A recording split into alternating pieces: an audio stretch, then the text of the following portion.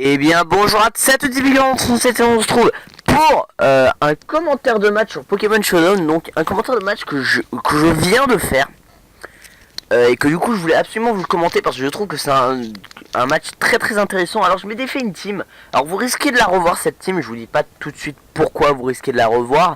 Petit indice, regardez sur Pokémon Groupe FR, voilà, petite pub pour groupe entre temps. Donc contre S2TT, hein, c'était dans les combats aléatoires du lobby. Et donc il jouait une team plutôt sympa. Moi perso je me suis fait une team. Du coup vous le saurez dans la vidéo, dans le prochain commentaire de match normalement qui sortira. Donc voilà.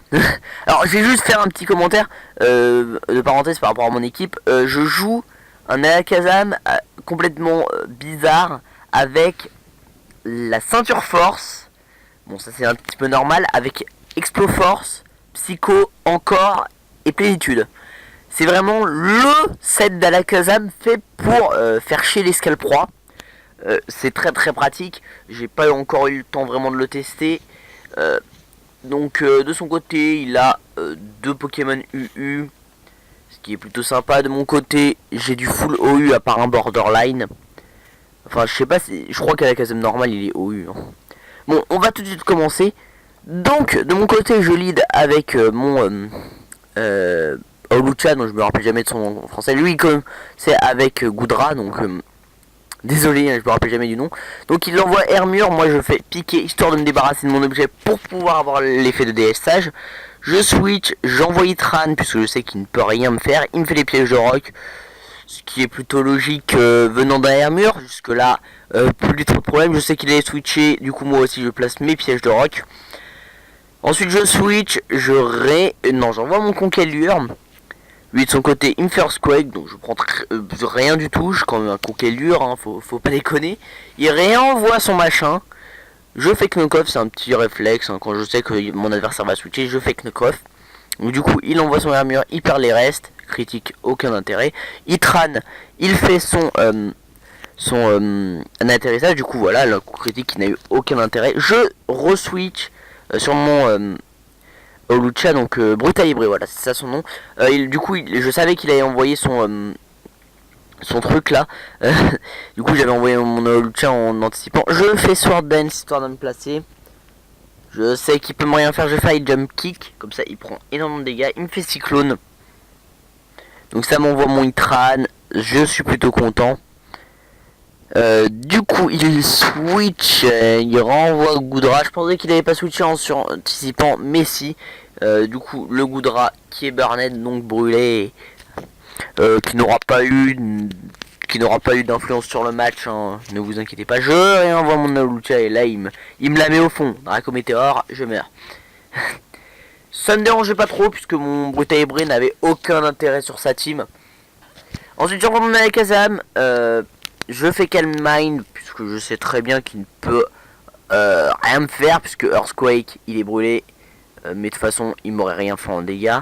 Et pour Draco Météore il a plus d'attaque SP. Donc je continue mes Calm Mind, tranquille, cool. Vous voyez, hein, s'il aurait pas été brûlé, je sais pas si je serais mort. Donc je fais Psycho.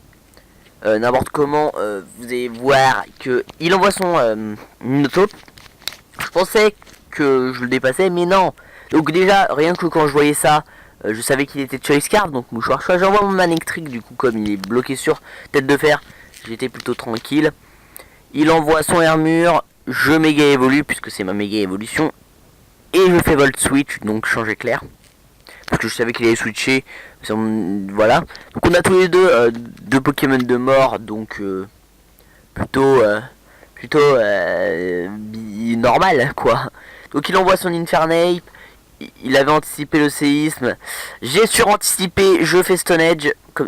J'étais sûr qu'il envoyait ça. Puisque Landorus est toujours joué Choice Scarf. Ensuite il envoie son Excadrill. Puisqu'il sait que je suis Choice Scarf.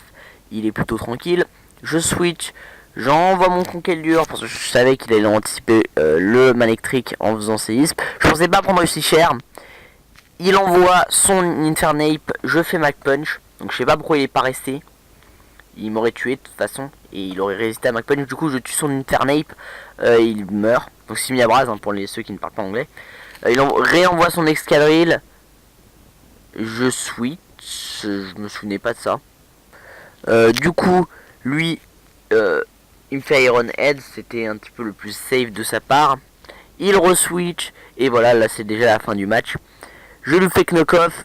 J'avais souvenir que, désolé, j'avais oublié que Upa n'était plus spectre, était devenu ténèbres.